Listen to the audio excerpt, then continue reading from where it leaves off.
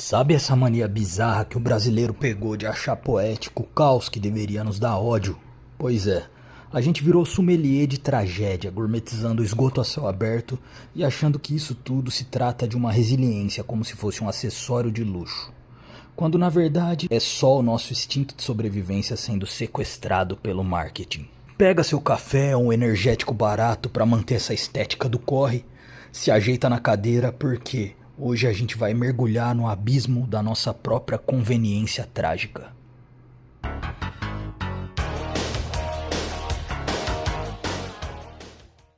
O cenário, a estética da escassez. Vivemos em um tempo onde o sofrimento não é apenas aceito, ele é curado, filtrado e postado. A gourmetização do caos é um mecanismo psicológico de defesa bem sofisticado. E cruel, na verdade. E isso tudo é fruto da modernidade. Transformamos a sobrevivência em estilo de vida e a precariedade em resiliência poética. Sabe aquela imagem da favela com o pôr do sol vendida como o ápice da vibe urbana? Ali, o esgoto a céu aberto é invisibilizado pelo filtro sépia. E a luta diária de quem acorda às 4 da manhã é destilada em um conceito abstrato de força do povo. Isso daí não é empatia. Isso daí é fazer de fetiche a escassez, a falta. A psicologia do tá ruim, mas tá bom. Por que a gente faz isso? Por uma necessidade visceral de evitar a dissonância cognitiva. Se a gente admitir que o sistema é um moedor de carne e a angústia social vai nos alcançar, isso tudo se torna insuportável. Então a sociedade criou uma construção social onde transforma esse caos em algo mais autêntico. E isso é a romantização do sacrifício. O pai que caminha 10 quilômetros para economizar o passe não é mais uma vítima da falência do transporte público, mas sim um exemplo de superação. Lembra aquela história que eu falei do não existem heróis? Tem um pouquinho a ver com isso. O urbanismo tático da miséria. Transformamos a falta da infraestrutura em estética industrial ou em charme periférico. Isso tudo para o consumo das classes que nunca pisariam ali sem um guia turístico ou sem uma escolta. O mindset de guerra. Psicologicamente, fomos treinados para acreditar que o conforto é pecado e que a felicidade só é legítima se vier precedida de um trauma quase fatal. O perigo aqui é a anestesia social. Quando o caos é gourmetizado nesse nível, a indignação morre. E se a favela é linda por natureza, ignorando a ausência do Estado, por que mudaríamos algo tão belo desse nível? Se o jovem que entrega comida na chuva de bicicleta é um empreendedor guerreiro, por que lutar pelos direitos dele? A gourmetização da pobreza é o verniz que a elite passa na própria consciência, para não ter que olhar para o abismo que ela mesma está cavando. O despertar da Matrix de tijolo baiano. A verdade nua e crua é que essa cultura do tá tudo bem no caos, vamos assim mesmo, é só mais uma ferramenta de controle. Enquanto acharmos que é beleza, que é maneiro viver no limite do colapso nervoso e financeiro, tendo que quase vender a alma para comprar um carrinho popular, o sistema continua operando sem ser questionado. A gente se orgulha de aguentar o tranco, enquanto quem desenhou tudo isso está assistindo de camarote, aplaudindo a nossa capacidade quase inumana de sorrir no meio do incêndio, de sobreviver tentando prosperar no meio da desgraça. Não, o caos não é bom.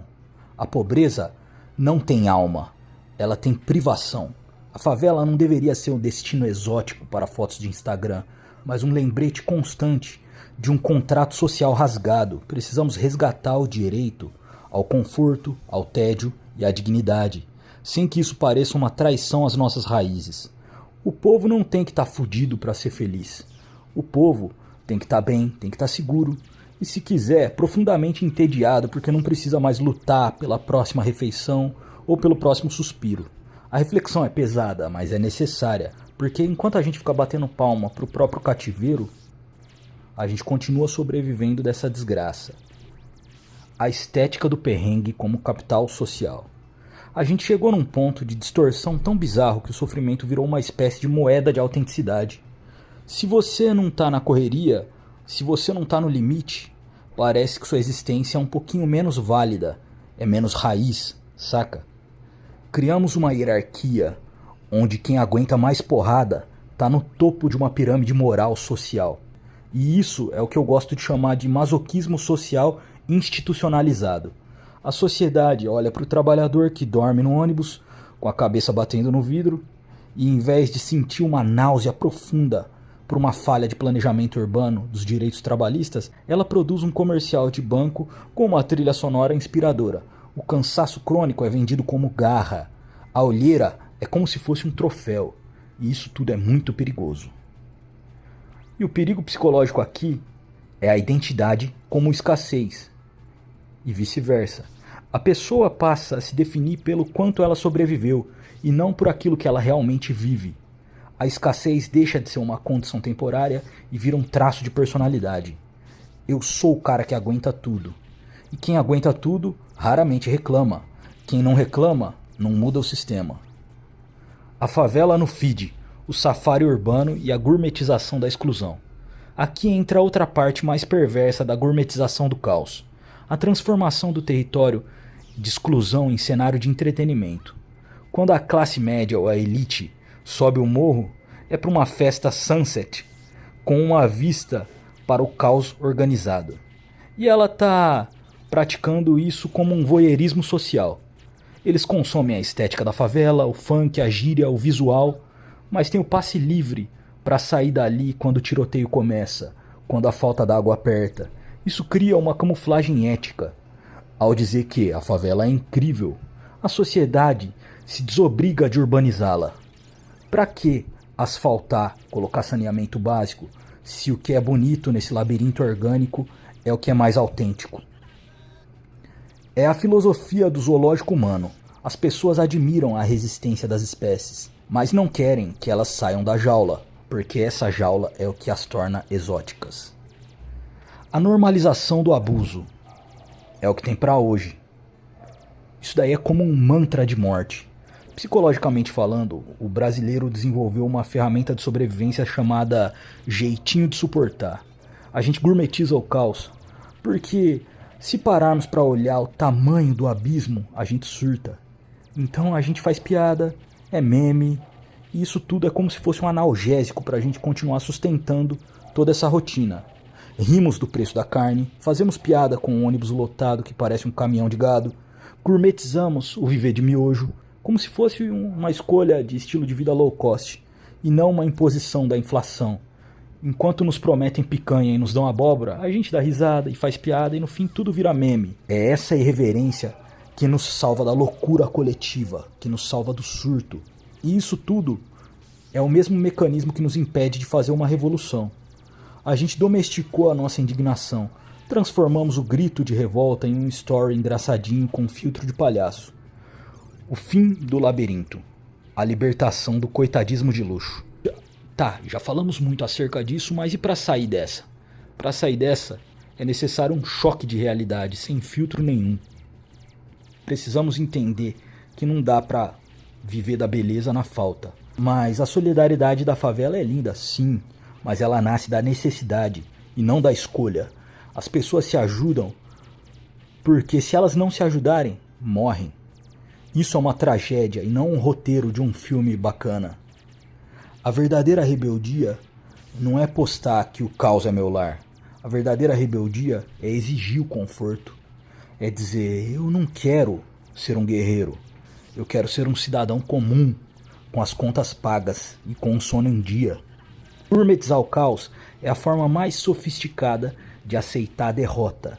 Enquanto o povo achar que tá ruim, mas tá bom, quem tá no topo vai continuar garantindo que continue exatamente assim.